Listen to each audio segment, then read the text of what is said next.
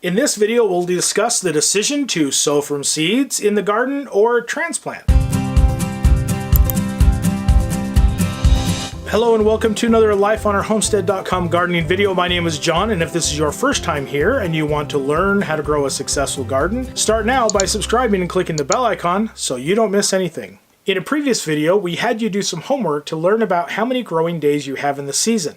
If you have not watched that video, jump over and watch that now, then come back to this video.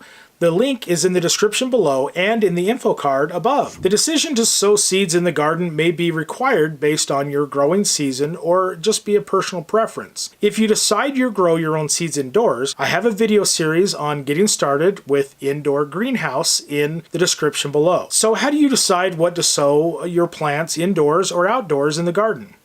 The following are some suggestions and ideas. In the end, I'll give you 3 successful transplant tips, so stay watching to the end. Depending on your location, you may not bring plants to harvest with the number of growing days you have. Tomatoes is a good example that you will need to start indoors. The days to maturity is 75 days. If you plant the seeds directly in the garden, by the time you get any production out of the plant, the season will have peaked. Peppers is another one that has a long maturity date of 70 days, bringing the plant to production long after the season peaks and is over.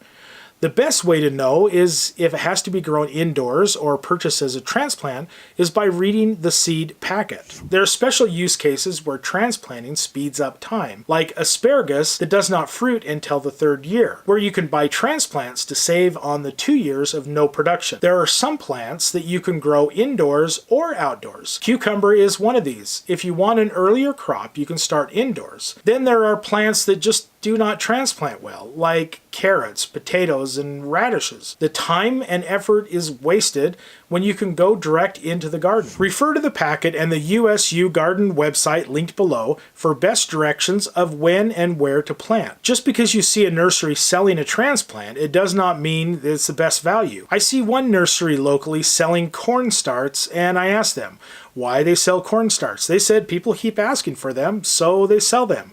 Corn is an item for sure that can be sown directly in the garden. Lastly, a transplant from the local nursery can save you if sowing seeds outdoors or indoors has failed.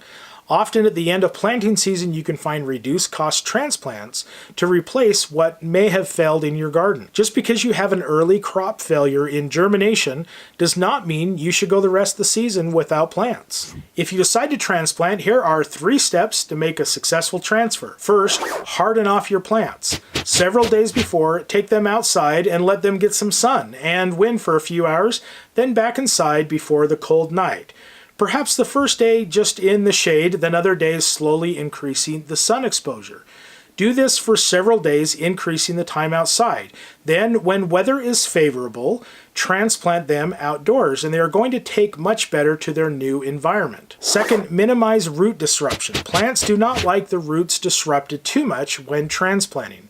Make sure the root ball keeps the soil intact around it. If you see roots swirling around the outside, that is called root bound. Break away some outer roots so the roots will work outwards when transplanted. Third, do not expose the root ball to being dried out. Your indoor soil mix was good indoors, but terrible outdoors.